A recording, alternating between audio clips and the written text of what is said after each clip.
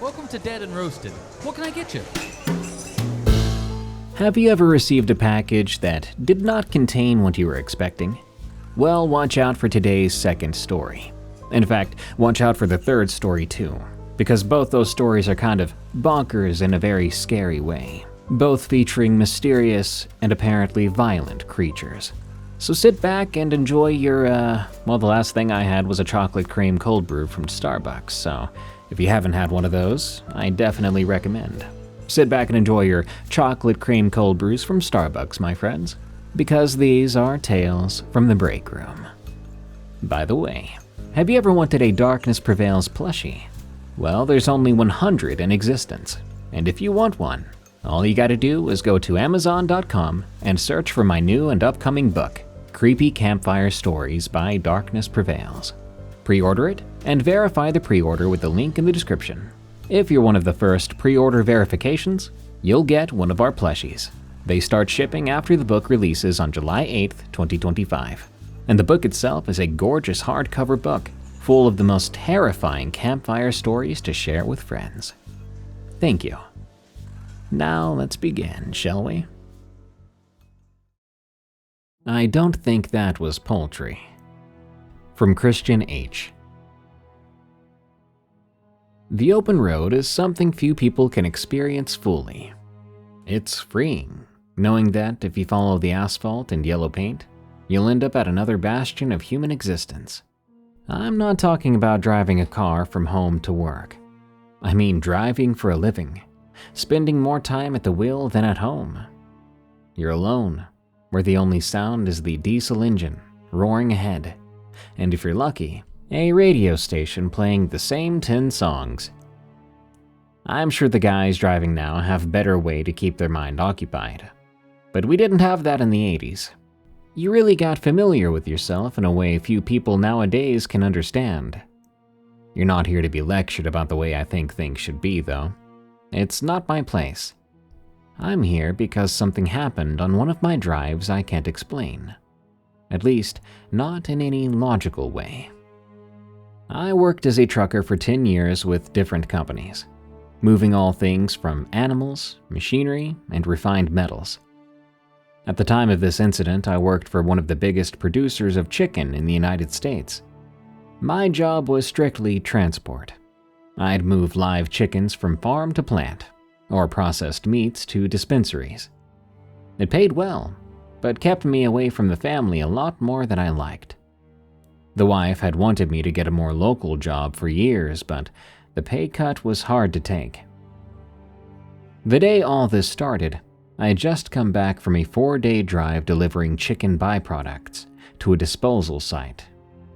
My wife had voiced her want for attention, so I was in a hurry to get home. I had just pulled up to the stop sign leaving work when I saw my boss. I'll call him Bill, and you can refer to me as Brad. He ran out the front doors to catch me.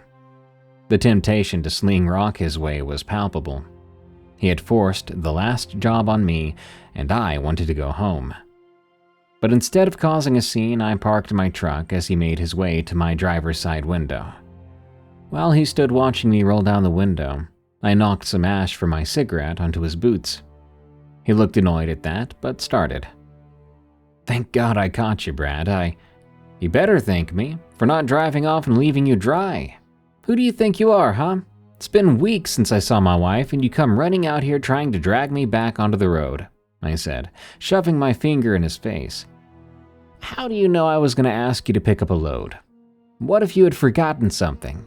he said, with a nervous smile. I stared at him for a long minute, which wiped the smile off his face. "Look, Brad, Mitchie called again. I've tried everything, but he's not picking up. I've got a very important load my boss wants moved as soon as possible." I clicked my tongue before turning the ignition. "Wait, there's a big bonus on this one.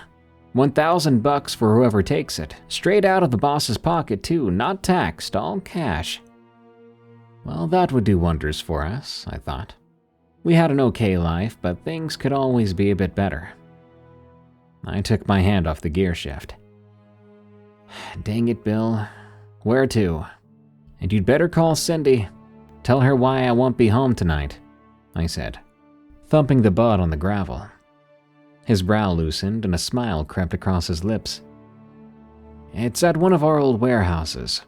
We stopped stocking it 4 years back. Now we just store old equipment there. It's a 3-day drive from here." Oh, Jesus. "Well, let's get it loaded.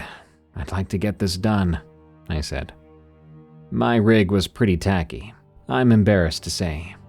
It was jet black with flames rolling down the back. Thinking back, it was dang ugly, and it turned heads in the wrong way. You know, a lot of eye rolls and scoffs. Some of the loaders were getting the trailer ready. It was an enclosed trailer we called a dry van. They carried a large metal box on a forklift. It had small holes along the sides and the top. The holes were just big enough to fit your pinky through. Kinda like what you would carry a new pet home in. "The heck you got me hauling? I've never carried something like that before," I said. "Can't tell you that. Don't worry, it's nothing illegal," he said. Whatever it was, it made Bill sweat though. He stood a good 20 feet from that trailer. I've moved chickens, but they were always in flimsy wire cages. This thing was made of thick metal painted matte black. It was heavy too. The forks creaked as it was lifted into the trailer. Some of the idle workers backed away. It was loaded onto the trailer with a substantial thud. "When you get to the warehouse, there'll be a man waiting for you. All you gotta do is pull the trailer around back, unhook, and drive off. He'll do the rest," he said. "You want me to leave the trailer?" "Yes, don't worry about it. I'll get someone to pick it up later," he said. But before I could get away, he grabbed me by the arm with unusual force and pulled me close. "One last thing, Brad. Don't open up that trailer. Whatever you think you hear in there, you don't open it. Got it?" he said. I would have laughed at him, but something in his tone, the way he looked at me, stifled it in my throat. I realized Bill wasn't happy about this either. His mention of noises didn't fill me with confidence either. The first night was rough. When I finally left for the warehouse, I'd been on the road all day and wasn't ready for another long drive. Staying at the office was an option, but this seemed important, so I drove for a few hours before quitting near a local stop. It was familiar to me, a little gas station just outside of home base. I checked to make sure my truck was secured, locked up, and I went in to shower. It was nice to wash off the day before resting. The plan was to be on the road again by 8 a.m., so no time was wasted on the shower. While walking by the trailer, I noticed a strange clicking sound coming from inside. It was quiet, and at first, it sounded like the truck. Listening through, it wasn't the normal odd sounds it makes after a long drive. It sounded like someone clicking their tongue, but with a hefty bass to it. I put my hand on the trailer. The sound reverberated off the metal walls. No one had gotten in. Every lock was still secure, and no other vehicle was around. It was weird, but I blew it off. There wasn't much time to care anyway. Whatever the clicking was, it stopped sometime during the night. Before leaving, I debated calling Bill, but he told me the noises were nothing, so he wouldn't be giving me an answer. Still, I felt he should know, so I gave the payphone a ring. He didn't pick up, so I left a voicemail. "Hey, Bill. Whatever y'all got me moving is making a weird sound. If this thing's a bomb or something, I think it's a dud. Things stopped clicking last night and been real quiet since. I'll call you if something else happens. You better pick up next time. Brad." I hung the phone back up and hit the road. I drove another 12 hours through the mountainous foothills of the Appalachians. The highways don't run as smooth there. You'll go up and over larger hills and drive along the mountain. For an inexperienced driver, it'd be intimidating. It was for my first few drives. At this point, though, I'd driven over them close to 100 times, so my nerves were under control. It was my 9th hour of the drive and the road was small. 2 cars could barely pass by one another. Luckily, it had been empty until this point. A turn came up, and as I prepared for it, a black 1970s Impala came flying around the corner on the wrong side of the road. With little time for a reaction, I slammed my brakes and laid on the horn, hoping to God the person would change lanes. Smoke billowed from the wheels as the smell of burnt rubber filled my cab. The ear-scraping sound of the tires was accompanied by a loud squelch of metal which came from inside the trailer. The rig came to a stop just as the Impala switched lanes. It barely missed the rear end of my trailer as it blew past me down the road. "Freaking moron," I said, hanging out my driver's window. I tried to scream more profanities, but the smoke from my brakes and tires forced a cough.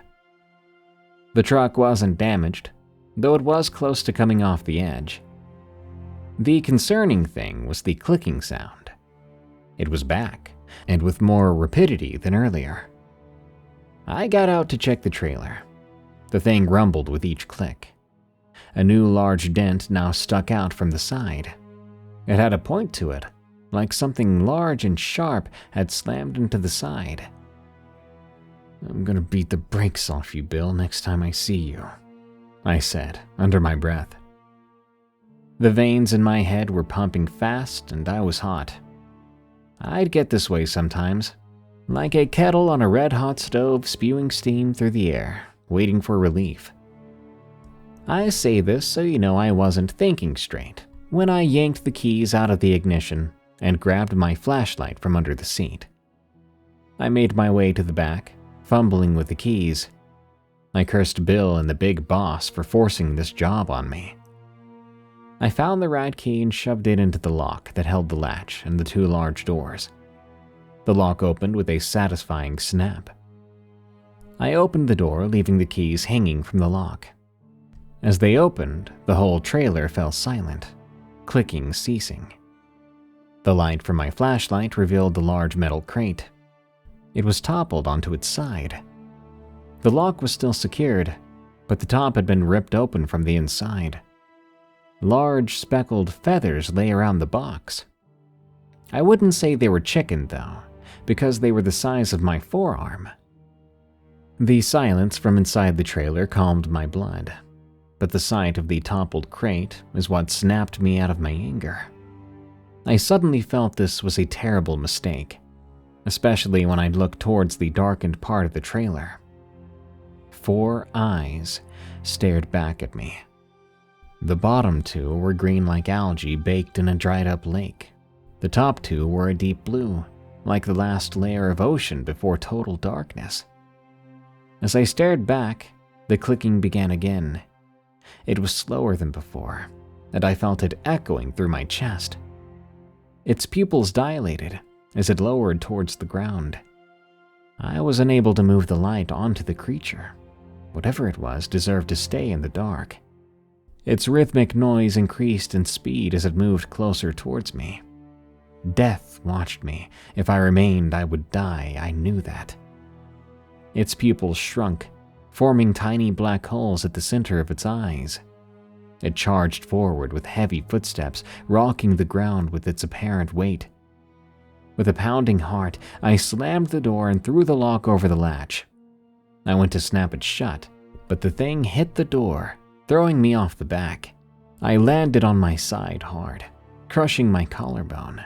It kept slamming into the door, causing dents to form. The latch rattled, threatening to open. I jumped up, and with a bit of pain, I snapped the lock shut. It rammed into the doors a few more times before finally stopping. The trailer rocked with its movement as the sound slowly subsided.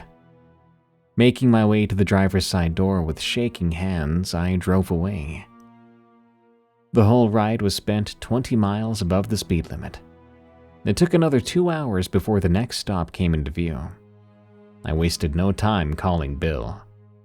I phoned his personal phone this time. It was 6 o'clock in the morning, but after calling twice, he finally picked up. "Bill Werner speaking, who?" He said, yawning. "Bill, what the heck do you have me moving? That thing nearly ripped my head off," I said. "Brad? Wait, please don't tell me you opened the back." "You're dang right I did. Some stupid kid came flying on the wrong side of the road and nearly killed us both. So I went to check the load like we're supposed to, Bill. I saw that the crate was turned over and its lid had been ripped off." "Christ, Brad, you have to get to the warehouse now. I need to call the handler. He's going to need backup," he said, losing all his tiredness at once. "Handler?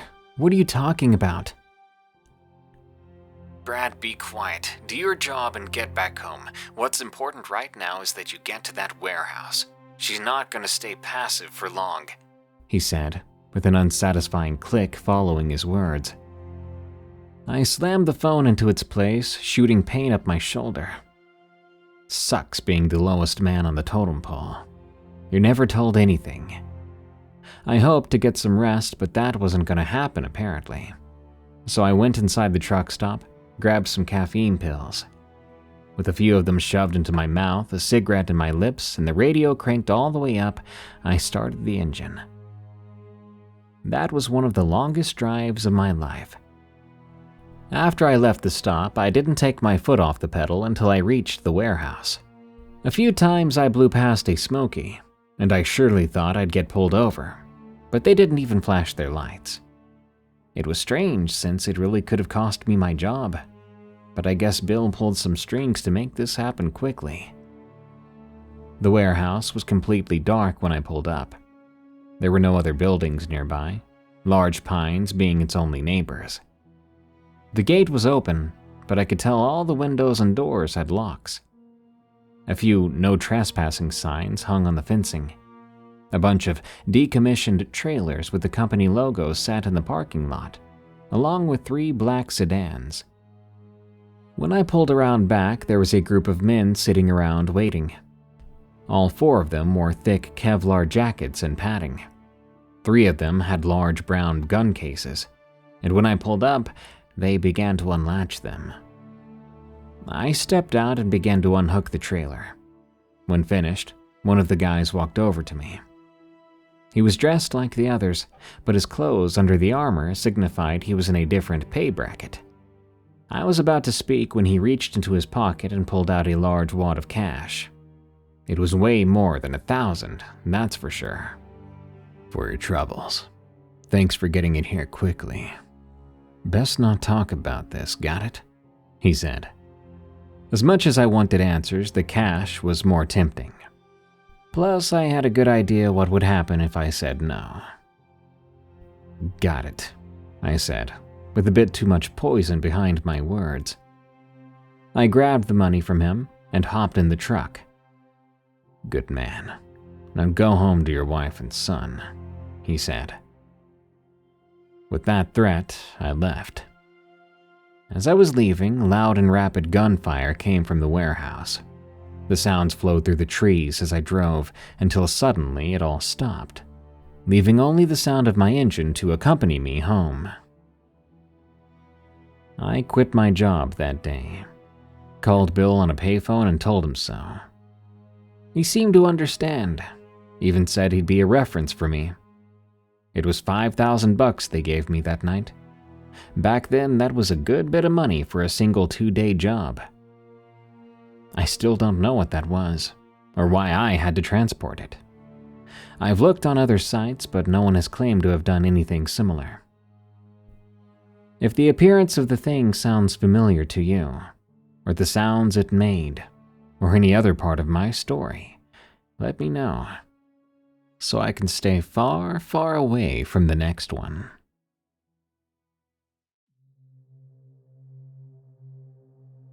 Phantom and Chains, Aisle 3, from Wolfie. I'm not a convinced believer in the paranormal, even with some of the things I've seen and experienced.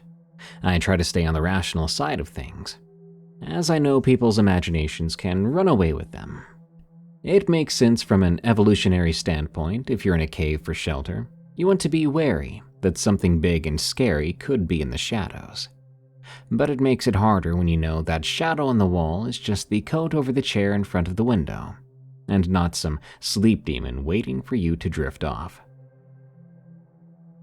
That being said, I've seen some things I just can't explain, and this seems like the right place for them. As an aside, I've worked in a few different jobs, and while I'm not saying things follow me, I live very near to one of, if not the most, haunted city per ghost per capita, and that does have a passive effect on your rationale. The first thing that springs to mind comes from days working retail. I spent far too long taking crap from the public before I got out of there. As anyone who works there can tell you, it's not a pleasant atmosphere. I worked a lot of early setup and late close shifts, sometimes back to back, and I can tell you that store was freaky at times. This involved a phantom member of staff. I'd worked in the store for about a couple of years before I saw them the first time, though I'd heard the stories before it happened to me. There was a plaque in our loading area for a staff member who had died on the premises, though the reason varied depending on who you asked. Usually it was a tragic loading accident, but a few people claimed it was suicide by a few differing methods. And it was one of the first things new guys working the stock to shop floor would ask about. This was usually what people put the event up to, but I never felt satisfied with this answer. The first time I saw them, I was working a late shift with one other person in the customer cafe area. This wasn't really allowed, as we served food until unreasonably late, and had fryers and hot plates on the go all the time, so the potential for injury was increased the lower the number of staff there was. And with breaks included, you were often left on your own having to serve, cook, and take out food, all the while dealing with the gracious general public. I chased my colleague, S, away for their break, as S had been working for around 6 hours without one, and I prepared myself mentally for any issues that were likely to come up. The store was generally quiet, so I got to some cleaning out front to get ahead of the close, and so I'd be around if a customer showed up. The layout of the checkout area was a funky L shape with a weird angle instead of the usual right angle where the two straight edges meet, with the prep and cooking area behind 2 doors about 3 feet apart, one for entry and one for exit. Both doors have small windows in them, but that's the only viewpoint into the cooking area. Hence, lone or low working numbers were prohibited. If you hurt yourself, no one could really see, and it would be a long time before someone came to do a welfare check. Much more likely a line of customers would build up over time, and a manager would be harassed into finding out what was going on. I was cleaning the front of the register area. You'd be surprised how messy customers are, and how few will tell you if they or their children have spilled on the front of the counter. I popped my head up just above the counter, bringing me eye level with the bottom of the door window. Through it, I saw a person looking at me, who turned to their left and walked out of my view. Thinking it was my colleague, I stood up and walked into the kitchen. I took off my apron as I spun through the door, pushing it open with my back.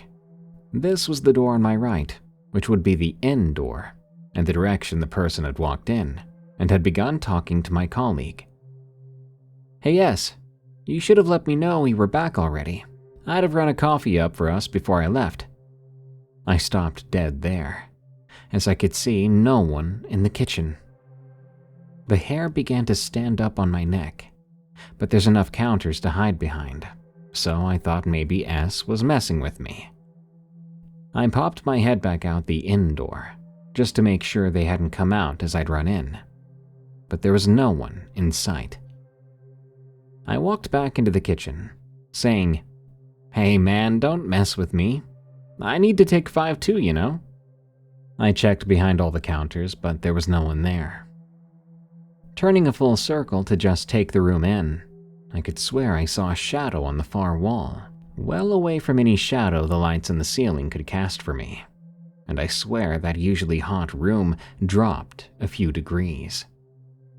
I froze on the spot, not moving, not knowing if it was a trick of the light or I was seeing a person-sized and shaped shadow moving across the wall. It seemed to get thicker, more three-dimensional, more real, as it worked its way towards the fire escape on the far wall. Just as I was convinced I was losing my mind, S walked in, halfway through some apology to a customer outside. "Hey, Wolfie, there's a customer who says he saw you walk in here 10 minutes ago." She then trailed off as she saw the look on my face, a confused and worried look. "Are you all right?" she asked. I don't think I answered her.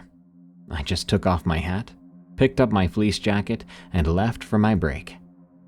I just wanted to put some distance between me and whatever that was that happened to me. I did see this figure a few more times in my years at the store, but I still didn't have the same chilling fear effect on any other occasion. And I still don't know what it was, but every time I shop in that store, I stay away from the cafe area, just in case it comes to say hello. Another incident that happened to me a few times happened in the changing room area for staff. There were lockers and hangers for coats and outside clothing, and in between the hangers were chains for some reason. Oftentimes you'd be standing in the changing rooms on your own at the start or end of a shift, and the chains would begin to swing on their own. Slowly at first, then build up momentum until you could hear them clinking together.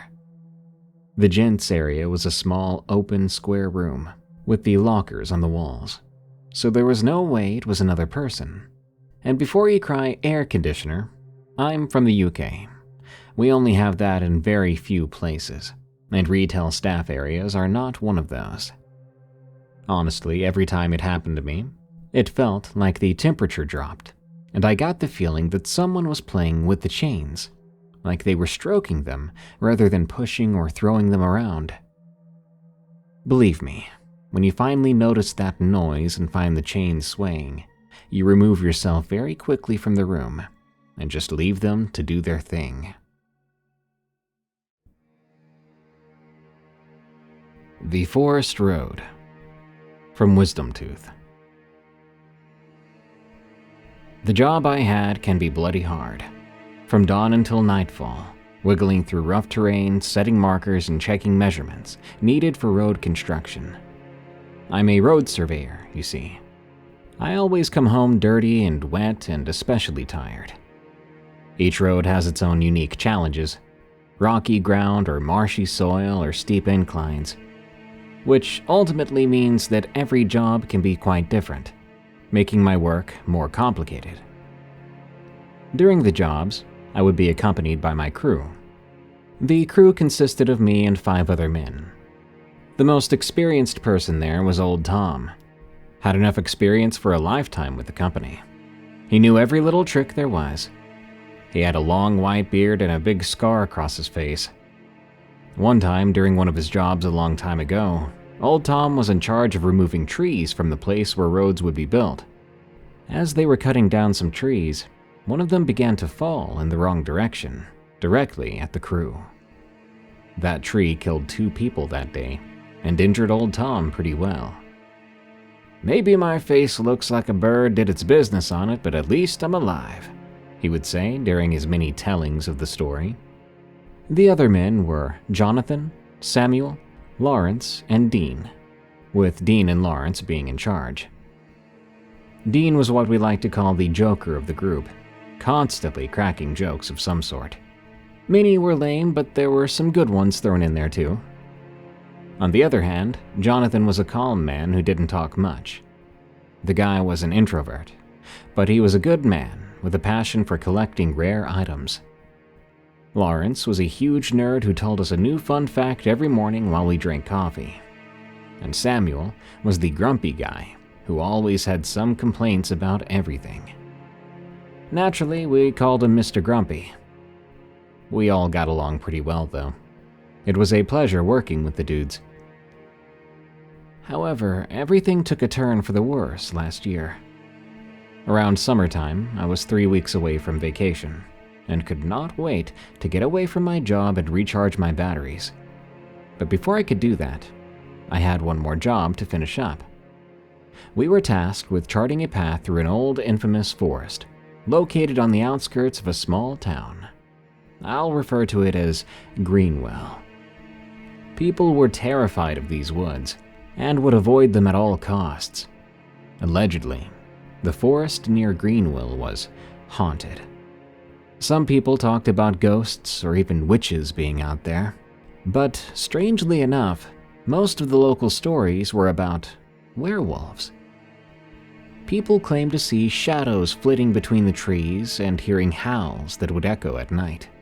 But the actual scary part was the reality of the place, which was that people have disappeared going through those woods. Enough to be less of a coincidence, in my opinion. Naturally, my team and I were skeptical of all that, but a job was a job, and this one paid almost double because many companies refused to take it. On our first day, we decided to start at dawn. Our plan was to survey the land and plan the road's path, marking trees and any major obstacles that needed to be removed in order to make space for the road. The forest was dense, consisting mostly of old oaks and thick underbrush. The sun barely shone through the canopy, and because of that, it was very chilly in there, and chilling. The forest was wet and there was mud all over, but luckily we were prepared and dressed up properly. We could hear the sounds of the bugs and different animals all around, but nothing out of the ordinary so far. Probably thanks to the stories we'd been told, we were kind of on edge. I would often get chills on my body and that strange feeling of being watched. Dean would try to joke and banter to keep our spirits up. "Come on, ladies, work calls," he would say. As we continued our work, strange things started to happen. It began when I saw in the corner of my eye a very quick shadow moving amongst the trees. I didn't want to bother or scare the crew, so I didn't mention it, because it could be anything. But moments later, Jonathan spoke up, saying, "Feels like we're being watched," rubbing his neck. "Yeah, I think I saw something just now too," I added. "Just a deer," Samuel said. The day after that, we started by cutting down the trees. Old Tom was in charge of the truck and pulling the trees out, and the rest of us were using chainsaws to cut them down.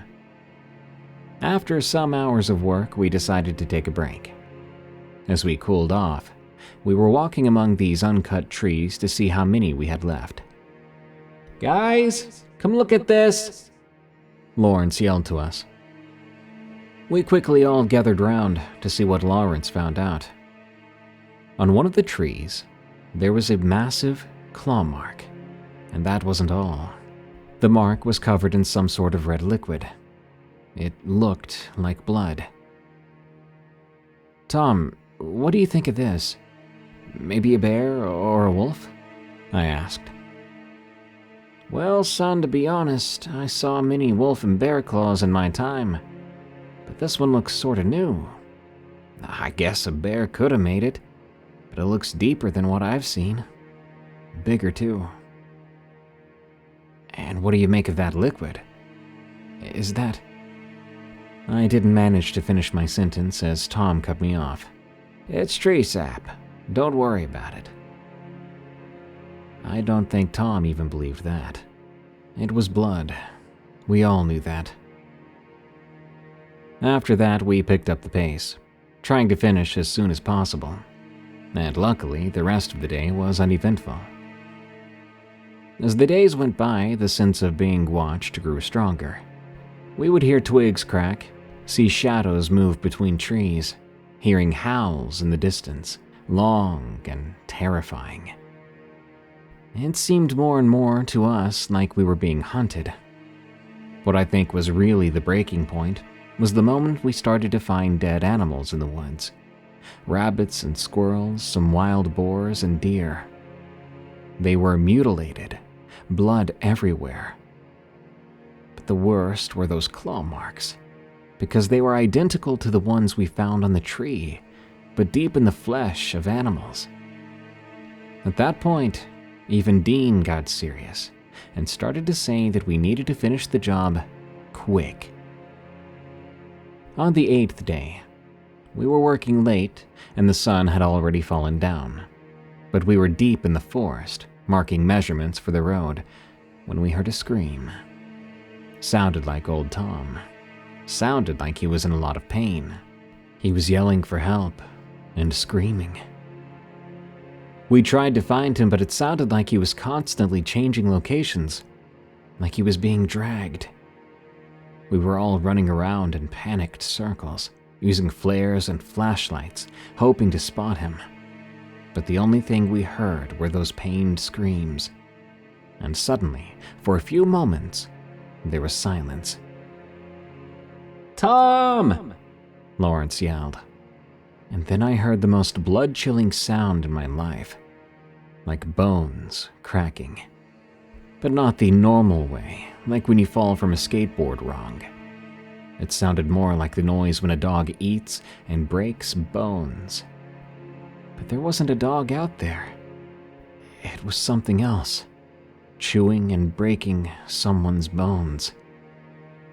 It took us a moment to put ourselves back together and call the police, but they just said that we needed to wait for the morning to start with the search. The next day, the police wanted to use some dogs to help them find old Tom by using the smell from one of his shirts.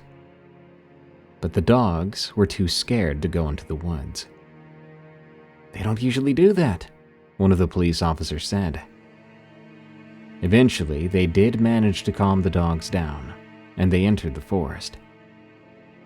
It didn't take long for the dogs to find old Tom, or to be precise, what remained of him. They found old Tom and his clothes in pieces all over the place. We were dumbfounded. Tom's like a father to us, and now he was just dead. Dean was angry, swearing to kill the guy that did this. Local police and forest rangers kept assuring us that it was a bear attack, despite the clear evidence we kept giving them. In the end, we all decided that we would stay and finish the job we started. Not for us, but for old Tom. During the ride back from the forest, I began to talk with Jonathan. "So, those stories about werewolves, huh? What do you think about that now?" "To be honest," Jonathan started, "I was always pretty open-minded about stuff like that. Ain't there like millions of acres of forest in the world? Don't you think that somewhere there's some sort of mysterious thing?" I replied to him, "The only thing I'm sure of is we need to get this done, so we can leave." Talking with Jonathan about that caused me to think about werewolves a bit too much. Call me crazy, but I decided to take a silver knife to work with me, just to be sure. The next day was our last day in those woods. When the sun started to set, that's when the growling started. Lawrence quickly took charge and said that we were finished, and that we were leaving now. "Stay close and move fast, guys. If you see anything, yell. I brought a rifle just in case." We were practically running, my heart jumping around in my chest. Couldn't stop thinking of what happened to Tom, and I didn't want that to happen to me. Just as we reached the road where we parked our cars and trucks, there was a loud growling sound coming from behind us, then the snap of a broken stick. I turned around and saw him. Between the trees, a few yards away, something standing on two legs. I thought it was a person at first, but they were bigger, body much more muscular, and it only took a second to realize it was covered in fur and had a canine-shaped head. And I especially noticed the long arms with clawed hands. I stood stock still, just like the rest of the guys, until it ran towards us. I was still frozen in shock when Samuel slapped me in the face. "Come on, man, wake up! We need to go!" I quickly woke up from my trance, and we ran towards Samuel's car.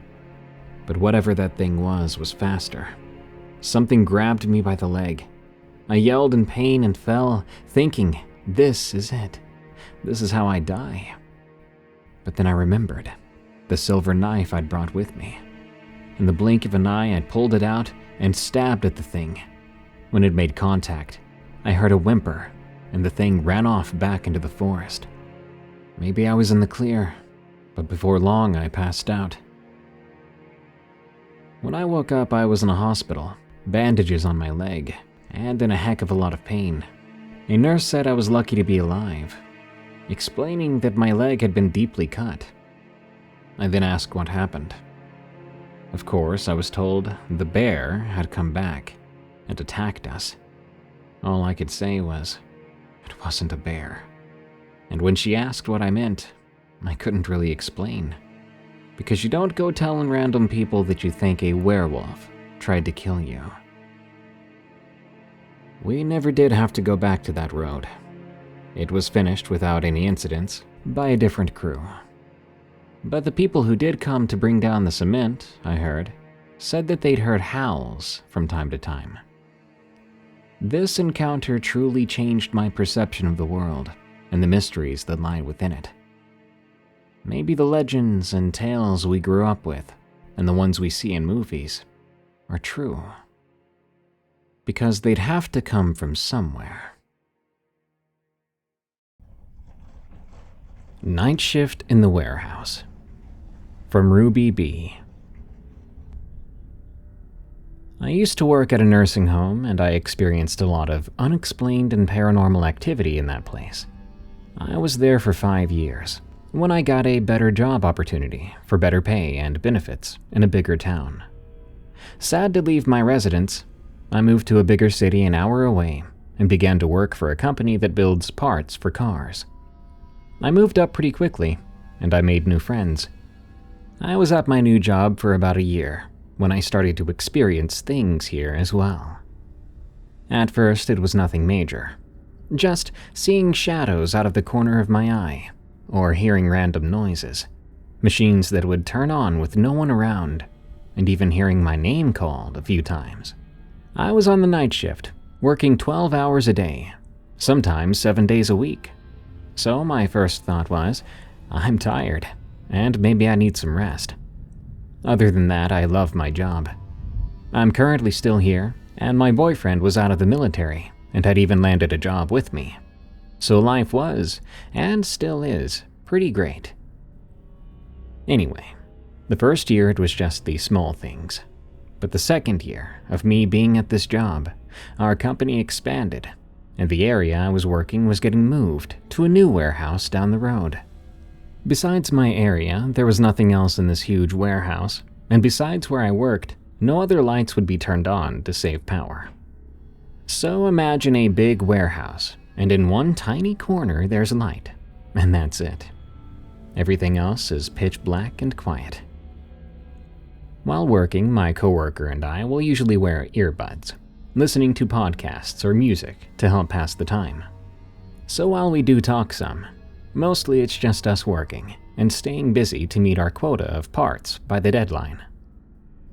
One night we were shorthanded due to call-ins, so it was me, my boyfriend, and our forklift driver.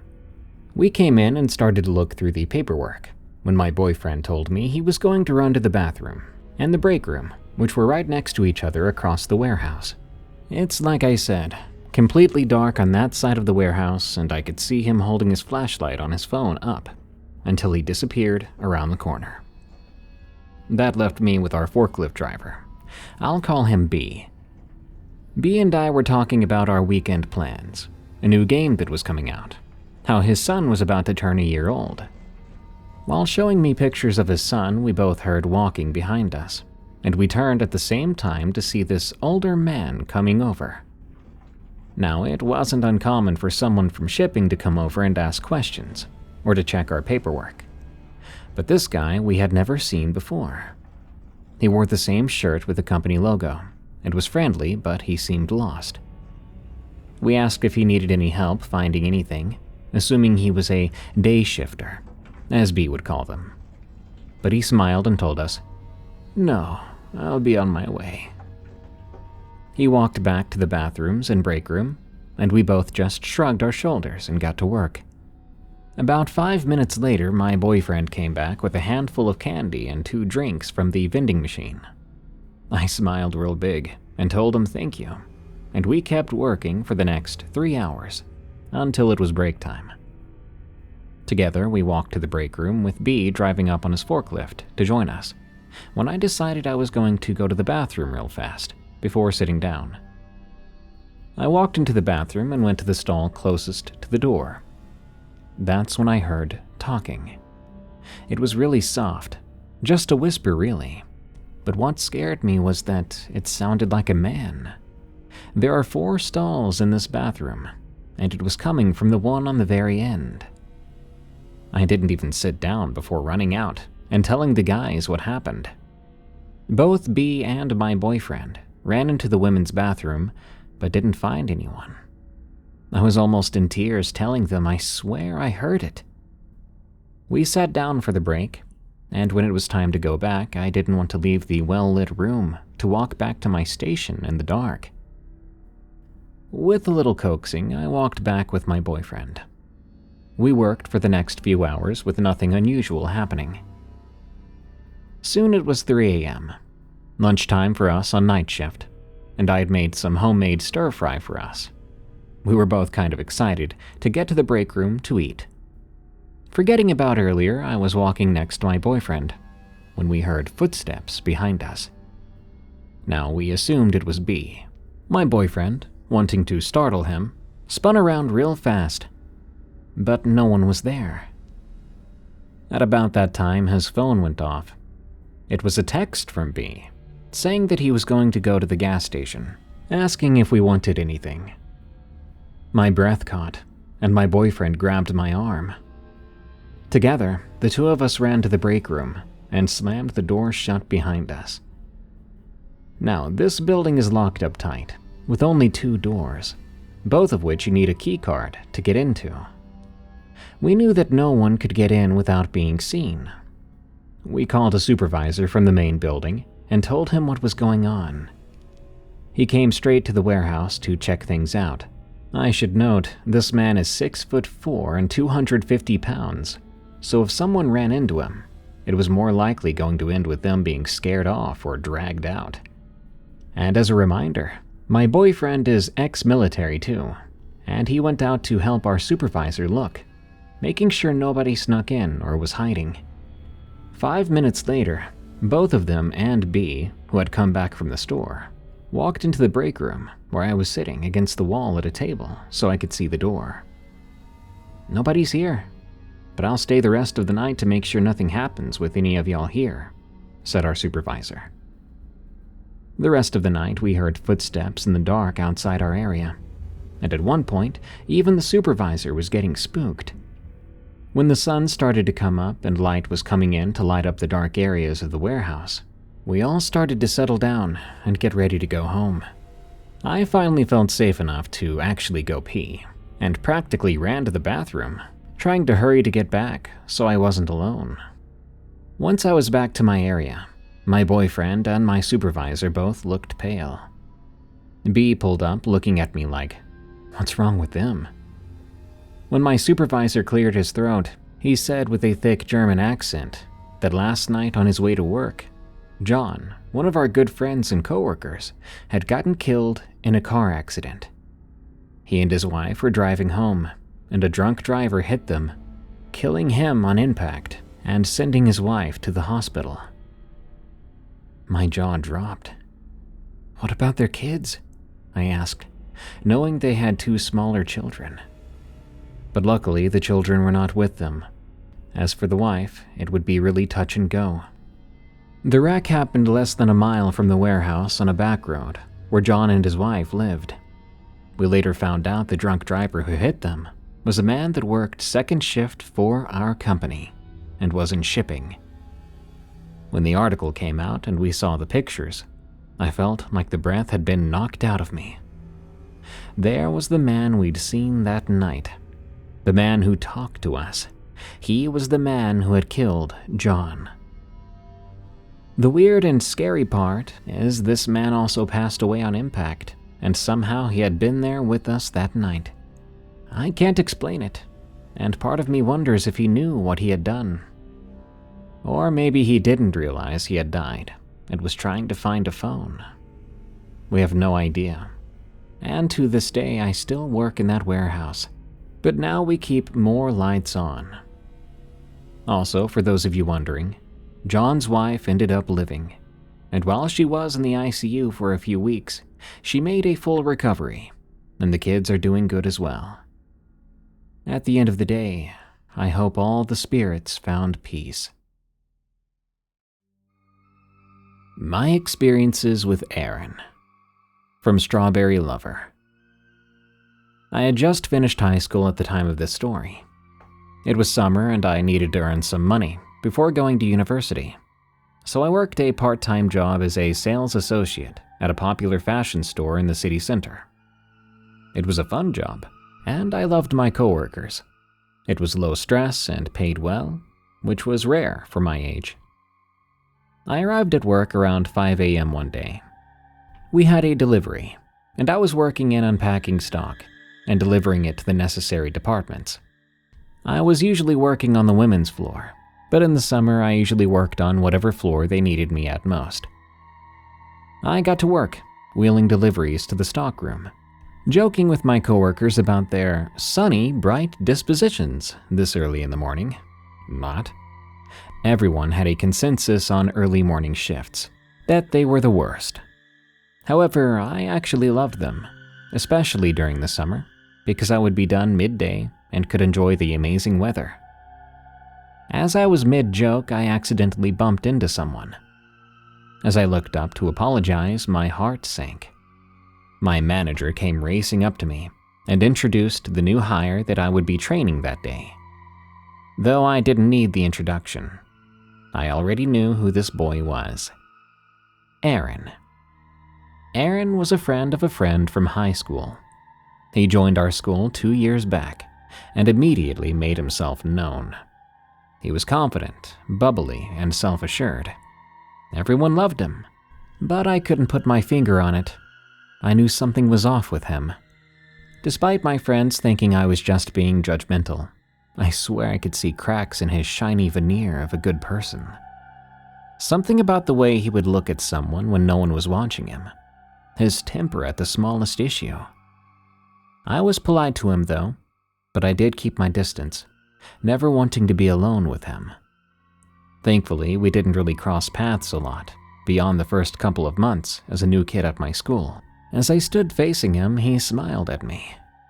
"Hey, it's so nice to see a familiar face. I was nervous." He reached out for a hug, but my grip tightened on the delivery cart. I smiled at him, wanting to keep that distance I cultivated during high school. "Oh my gosh, hi," I said. "So crazy to see you here." I told him to grab a box lying to the side of the corridor and follow me into the stockroom. We lumbered into the stockroom, which had boxes and boxes stacked on almost every table and corner available. My coworkers were hard at work unpacking and tagging the clothes in the boxes, only looking up when I introduced Aaron. They were friendly, but soon got to work. It was now my job to train him, a duty that should have been our manager's, but she was all too quick to hand off her duties to her subordinates, i.e. me. I soon got him started on the simplest of all stock, to ease him into it. I felt uneasy around him, but he was my responsibility now after all. Aaron started to unpack the shoes, tagging and placing them in racks to be moved upstairs in the men's department. At the same time, I was unpacking lingerie for the women's department, tagging and putting them on hangers. We fell into a steady rhythm, the clicking of the manual tagging device and the rustling of clothes becoming the background noise to our menial task. Eventually, once he was comfortable, I had him help me with the women's lingerie. I guess he felt more relaxed, as he happily started to chat to me and another coworker named Maggie. Our conversation was normal, beginning with casual talk about the weather and the state of public transport. We talked about university and how excited we were. Eventually, the talk turned towards our pets. I have this cat. a short-haired moggy called Georgie. Anyone who knows me knows I love talking about my cat. We raved about how cute our pets were, until Aaron, who was silent up until now, piped up. "I hate when my boyfriend's parrot acts up," he muttered with a curled lip. "She's so annoying, with the random noises she makes. Sometimes I just can't stand it. Wish I could just strangle her, but Brandon would absolutely hate me." He looked up from the stock on the table, smirking at us as if to relate to our pet woes. "See, sometimes when it comes to pets, you have to remember they're just stupid animals. And you have to, discipline them. Am I right?" He waved his arms around, laughing and smiling as if what he said made perfect sense. But the air had changed. His casual demeanor about abusing an innocent animal stunned me, and judging by the way Maggie tensed up, I could tell she had been stunned too. It was just the way he said it, with such utter rage and anger that you could feel it radiating off of him. Not gauging that the mood had changed, he kept muttering under his breath as he worked. I could hear occasional phrases such as, "stupid little thing," or "God knows that thing needs a muzzle," and other vitriol, while he smiled down at our work table. It sounds strange, but at the time, I truly did feel afraid of Aaron. That shift passed without incident, however, and we continued to work together for some time. It was almost the end of the summer season when it happened.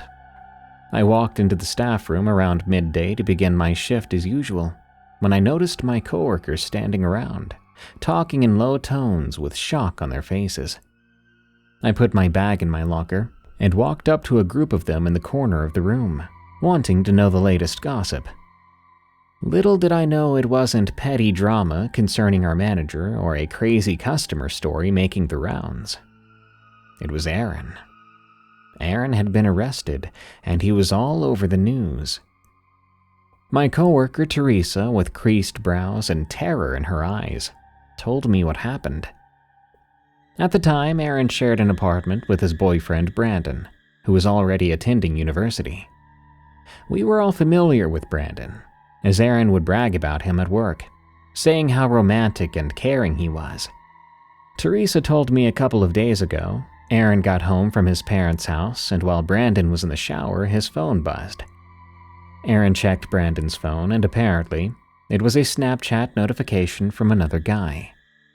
I don't know exactly why he did it, but Aaron got angry. So angry, in fact, that he got a knife from the kitchen and stabbed Brandon multiple times. But that's not the shocking part. Aaron lived in that apartment for 2 whole days with Brandon's rotting body in their shower cubicle. He ate and slept in that apartment without so much of a care that the man he loved lay dead in their bathroom by his hand. What really chills me is that he even took the time to call out of work after murdering Brandon. Eventually, the police were called after a downstairs neighbor complained of a bad smell. It was summer after all. And when the police eventually entered the apartment, they not only found Aaron, and obviously Brandon, but they found their pet too, in her birdcage, having been strangled, like he said he wanted to. The poor parrot he hated so much had not been spared. I was horrified by the news, though I always had a hunch that Aaron was twisted. This was something I never wanted to be proven right about. I didn't ever expect him to do what he did, though some part of me wonders, was it foresight, or just some base-level human ability to feel evil the way I did that day in the stockroom? A little while later, I left that job and moved to my university town. Aaron was charged with murder and was sentenced to 20 years in prison. I truly hope that Brandon's soul rests in peace. As for me, I hope I never come across or work with a person as evil as Aaron ever again. Much of the time when we have stories about mysterious creatures or demonic things and other supernatural forms, they don't often tread into the territory of direct violence. especially not against people. But today's episode is different. If you believe in that Dogman killing someone story, even a little bit, then what a most terrifying idea that is. If I were you, I wouldn't go looking up La Bite du Gévaudan on Google. Because if you think one werewolf-type creature killing one person is too much, well, I've got some news for you. Good night.